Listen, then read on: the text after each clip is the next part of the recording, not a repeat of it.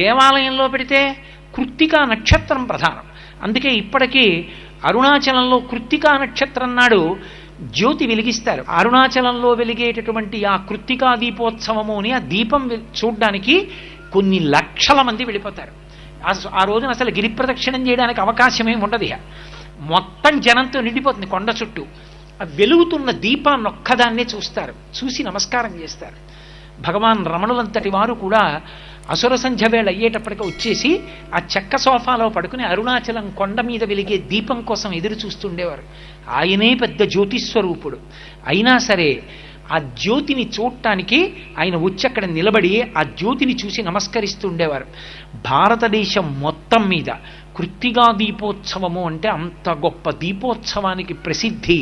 అరుణాచలం కొండయే అగ్నిలింగం కాబట్టి అక్కడ కొండ మీద వెలిగించేటటువంటి దీపానికి మాత్రం అంత ప్రఖ్యాతి.